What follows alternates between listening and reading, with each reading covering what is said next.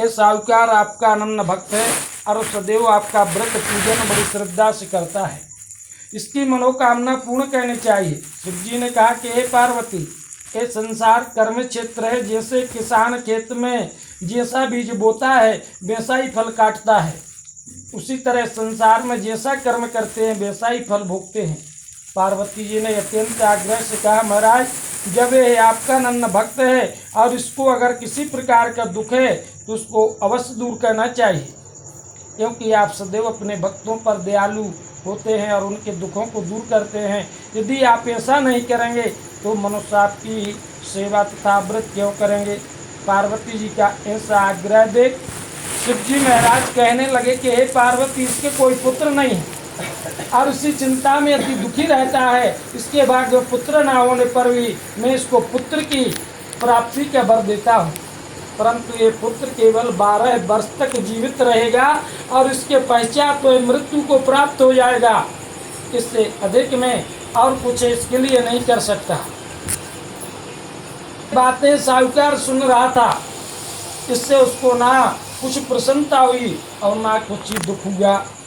इस प्रकार से राधे राधे जय बिहारी, जय जय।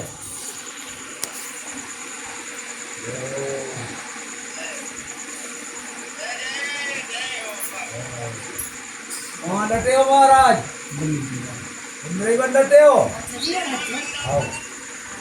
इसे चल रहा है अपनो,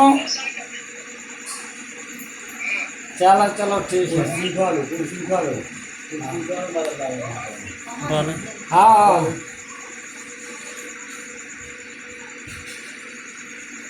वेद बताया जब वो 12 के 12 साल की उम्र है से को तई पहुंचा दो भोलेनाथ के कहे मामा को नहीं ये चीज को कछु पतो बाम मता साहूकार कोई पतो है। वही काट से काटा था।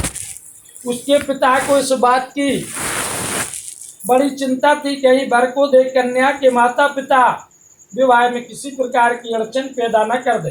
इस कारण जब उसने अति सुंदर सेठ के लड़के को देखा तो मन में विचार किया कि क्यों न दरवाजे के समय से लड़के से वर का काम चलाया जाए। ऐसा विचार कर वर के पिता ने उस लड़के मामा से बात की तो वे राजी हो गए कि भैया ठीक है, तुम्हारा दूल्हा ऐसे हमारे तो बना के दूल्हा ऐसे काम करवा लो। उस लड़के को वर के कपड़े पहना, घोड़े पर चढ़ा, दरवाजे पर यदि आप फेरों का और कन्यादान का काम भी लड़का और उसका मामा काशी जी पहुँच गए और वहाँ जाकर उन्होंने यज्ञ करना और लड़के ने पढ़ना शुरू कर दिया। अब जब लड़के की आयु 12 साल की हो गई तो उस दिन उन्होंने यज्ञ रचा था और इस प्रकार से लड़के ने अपने मामा से कहा, मामा जी आज मेरी तबीयत तो ठीक नहीं है। मामा ने कहा कि अंदर जाकर के सो जाओ।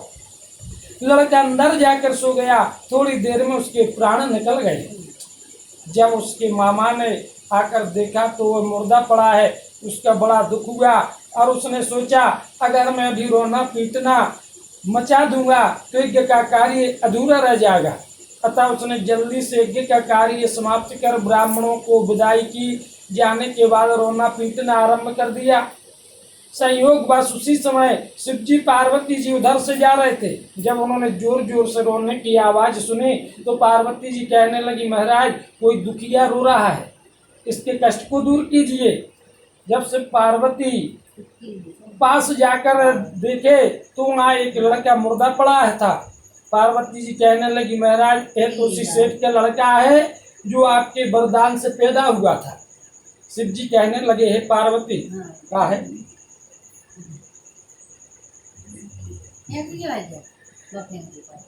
अपन ये पत्ता मत्ता टूर होते आम के थे रोना पीटना आरंभ कर दिया। संयोग बस उसी समय सिर्फ पार्वती जी उधर से जा रहे थे।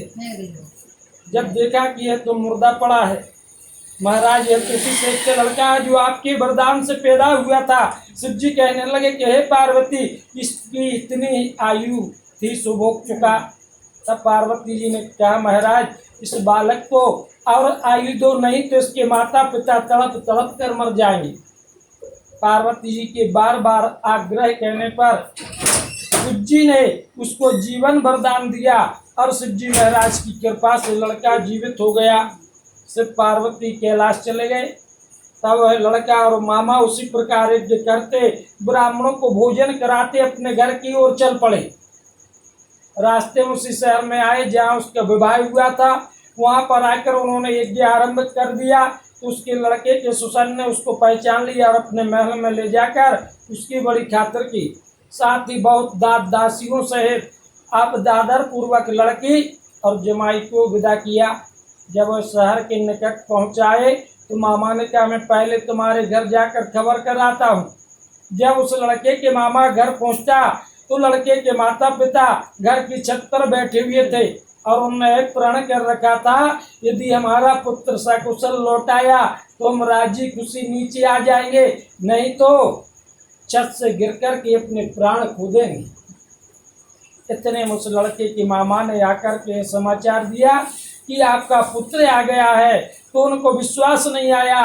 तब उसके मामा ने शपथ पूर्वक कहा कि आपका पुत्र अपनी स्त्री के साथ बहुत सारा धन लेकर आया है। तो सेठ ने आनंद के साथ उसका स्वागत किया और बड़ी प्रसन्नता के साथ रहने लगा। इसी प्रकार से जो कोई भी सोमवार के व्रत को धारण करता है अथवा कथा को पढ़ता है, सुनता है, उसकी समस्त मनोकामनाएं पूरे होते हैं। बोलो गौरी शंकर भगवान की जय।